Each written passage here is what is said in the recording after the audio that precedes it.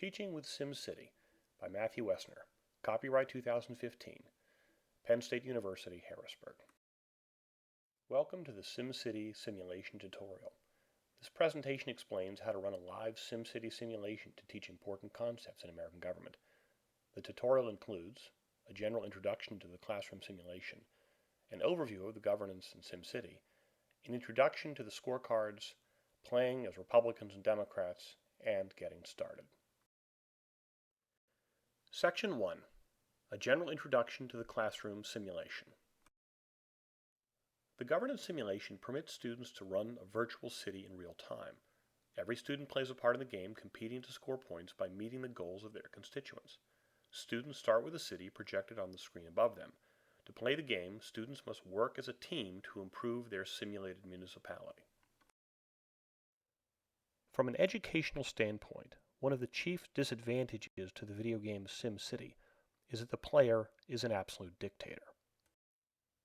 As mayor, the player simply decides how to run the city, lays down roads, establishes new zoning districts, and passes laws at will. While the game has some value from a city management perspective, it doesn't teach the students much about politics or the art of compromise. To take full advantage of this powerful civic simulation, we've recalibrated the game so that students play as a team.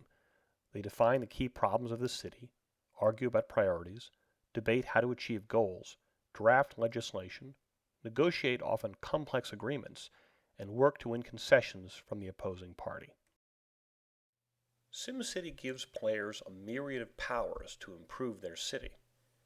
These include raising and lowering taxes, establishing schools, constructing police stations, building hospitals, zoning new neighborhoods, and passing laws. To govern a city collectively, students need a simple constitution which defines their powers and forces them to compromise on important matters before the city. Part 2. An overview of governance with SimCity. The SimCity governance simulation is designed so that every student plays a part. One student will act as the mayor, and all other students will play as members of the city council. In the SimCity simulation, individual students can opt to play as either Republicans or Democrats. The political party with the most votes on the city council picks the speaker of the city council. The minority party designates a mayor, and the minority party selects a minority leader to rally the opposition on the city council. So if most of the students opt to play as Republicans, the Republicans on the city council will select the speaker of the city council. The Democrats would then select a mayor and a minority leader. This arrangement creates divided government, which not only makes the simulation more interesting, but forces students to compromise in any major decisions they make on behalf of the city. To take any action in the SimCity simulation, the city council must pass a bill, and the mayor must agree to sign it into law. The second rule is that if the mayor will not sign the bill into law, 2/3 of the city council can override his veto. Now, in some rare instances where more than 2/3 of the students elect to play as Republicans or Democrats, it may be necessary to increase the ratio required to override the mayor's veto. It's important that the minority party isn't rendered irrelevant simply because most of the students choose to play as one party or the other. Therefore, to take any action on behalf of the city council must pass a law to authorize a construction bill, to change taxes, to zone new residential areas, or to pass new laws. In this way, the students govern the city collectively, bargaining between Republicans and Democrats on behalf of the citizenry. Part 3. An introduction to the scorecards. To win the game, students must satisfy their constituents. Constituent demands are outlined on a scorecard given to each student before the simulation begins. Every scorecard is unique, randomized based on their partisanship. Looking to the scorecard, there are 3 important ways of making constituents happy. First is to meet their social demands. Second is to hold or lower tax rates. And third is to pass laws favored by the voters. Because every scorecard is unique, no 2 students will earn points in exactly the same way. Looking to the top of the score sheet labeled Social Demands, constituents will demand improvements in 2 of 4 areas: reduced air pollution, improved life expectancy, improved education, and reduced crime. This score sheet for Strong Democrat shows that the constituents demand improved life expectancy and reduced crime. In the simulation, every player has one overriding priority under social demands, where he or she will earn the most points. This is indicated by strong support listed next to the issue. On the top right-hand corner of the sheet, you'll notice that this player is listed as a crime-focused Strong Democrat. This is another indication that these constituents are particularly interested in reductions in crime. Another way to make constituents happy is to meet their insatiable demand for lower taxes. Students can earn points by lowering the rates of residential, commercial, or industrial taxes, earning points for every 0.1% lowered over the course of the simulation. You'll note from the score sheet that students will lose points if they raise residential, commercial, or industrial taxes. Therefore, taxes cut both ways. Decreasing taxes makes constituents happy, increasing taxes makes them mad. Students earn additional points if they can hold to a no new taxes pledge. If, over the course of the entire simulation, taxes are never raised, then the students will receive the bonus points listed for no new taxes. In this example, this strong Republican player would earn 90 points if the city lowers industrial taxes by 1.5%. And if the city doesn't raise any taxes, this player would receive a bonus of 39 points. It's worth noting that when it comes to video games, students can be exceedingly clever. On more than one occasion, I've had classes try to drop their tax rate to 0 in an effort to run up their score in the closing minutes of the game. To keep students from gaming the system, I generally disallow tax cuts in the last half an hour of the simulation. This ensures that the students play the game realistically, setting budgets that are, in the long run, sustainable. Finally, players can earn points by passing laws favored by their constituents. Democrats tend to favor some laws, and Republicans tend to favor others. It's important to lobby the City Council to pass the laws favored by one's constituents.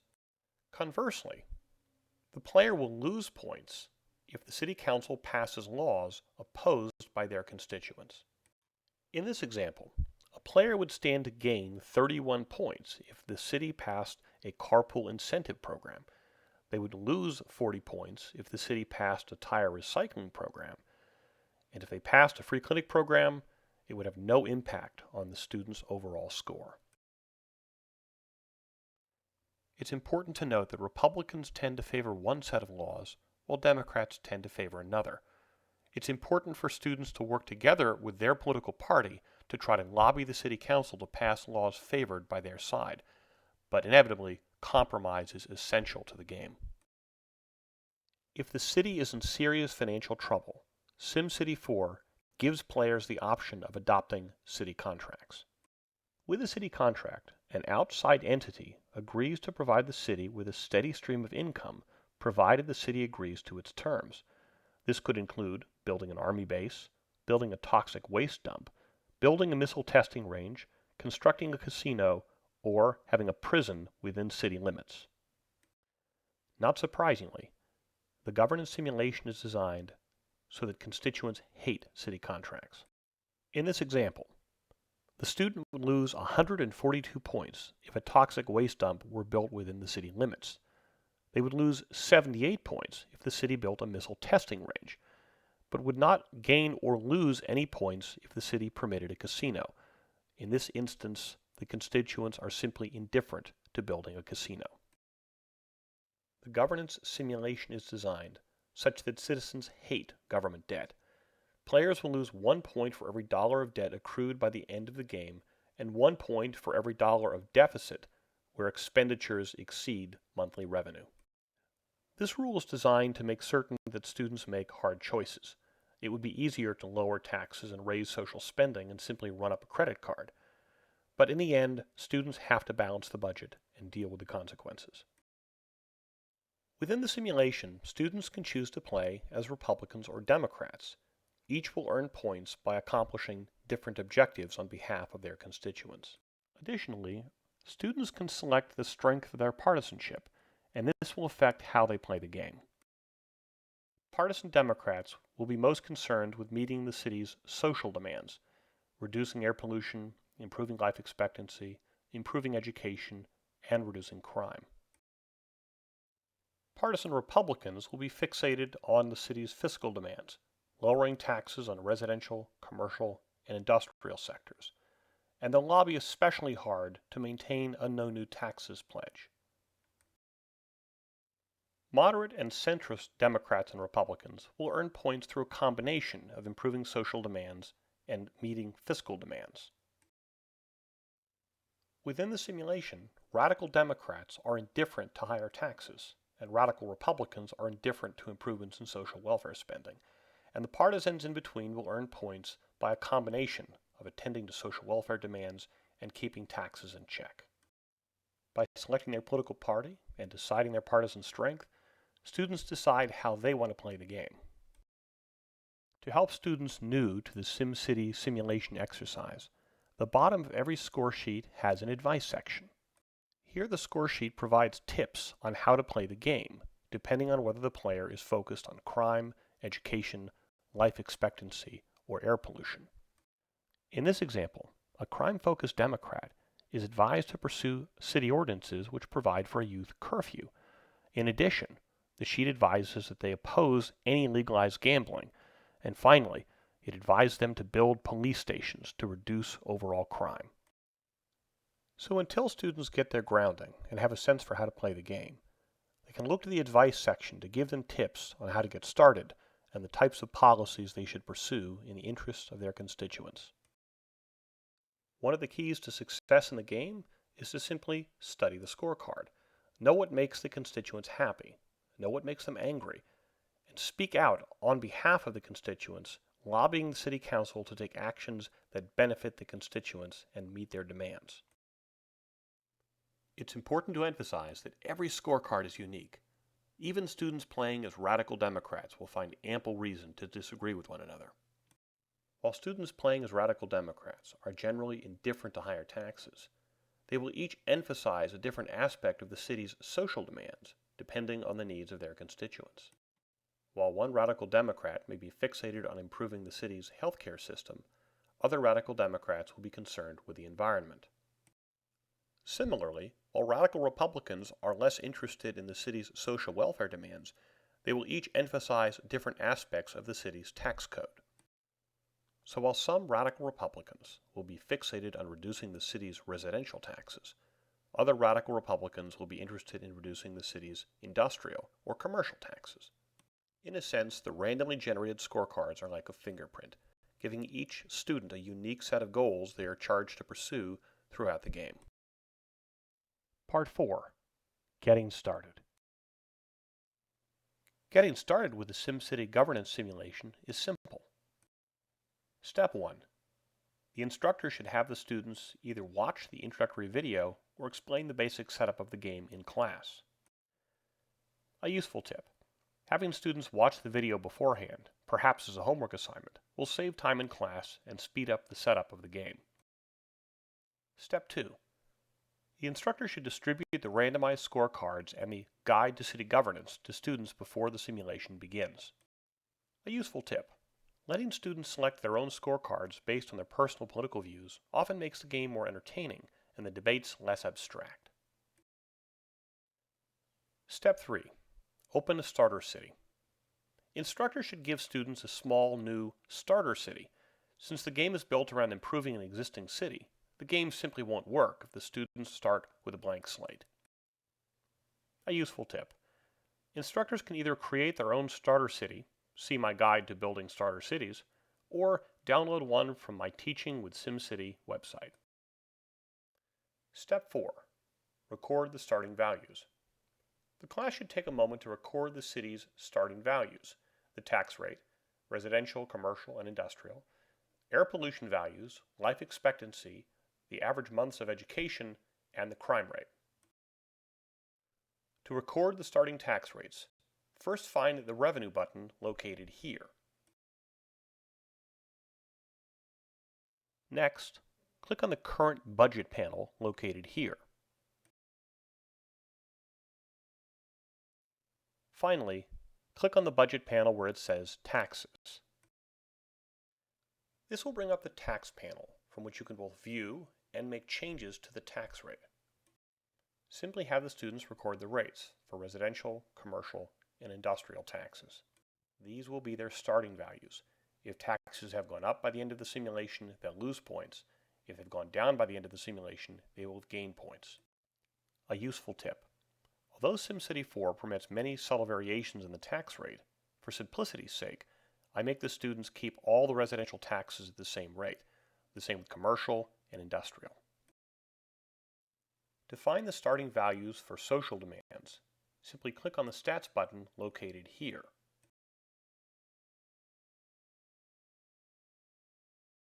This pulls up a menu that allows the user to see graphs in SimCity. Among the graphs are values for air pollution, education, life expectancy, and crime. Simply record the values as they appear on the graph to begin the game.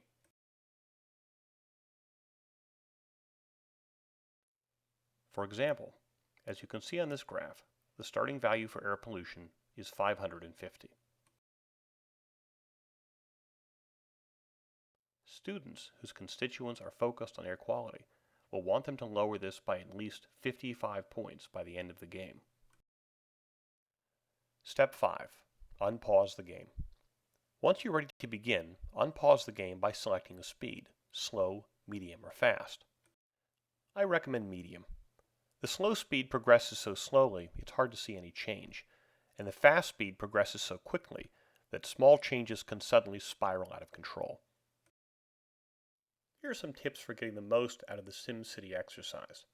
First, let students run the simulation continuously between 1 to 3 classroom hours. 2. Have the parties sit on opposite sides of the room. This encourages teamwork. 3. Encourage the political parties to work and negotiate as a team. Remind them that they'll get more concessions out of the other party if they work together, rather than trying to go it alone. Have the two party leaders, the Speaker of the Assembly and the Mayor, draft competing bills on the whiteboard in front of the class. Get them to talk about alternative policies and think about creative ways of solving difficult civic problems. Continuously remind students to keep an eye on their budgets. Big budget deficits can quickly ruin a city. If the students want to succeed in the simulation, they'll need to keep the budget under control. When the game is over, simply pause the simulation and record the final stats. Students win points depending on their success in satisfying their constituents. The students with the most points wins. When the simulation is over, have a discussion about the exercise. How was the simulation realistic? How did it differ from politics in the real world? If the simulation went well, ask them why. Better yet, if the city ends in a smoldering ruin, ask them what went wrong. About half my classes completely destroy the city before the end of the exercise. In many ways, these are the most valuable learning experiences. Finally, ask the students whether the simulation gives them insight into why politics is so difficult.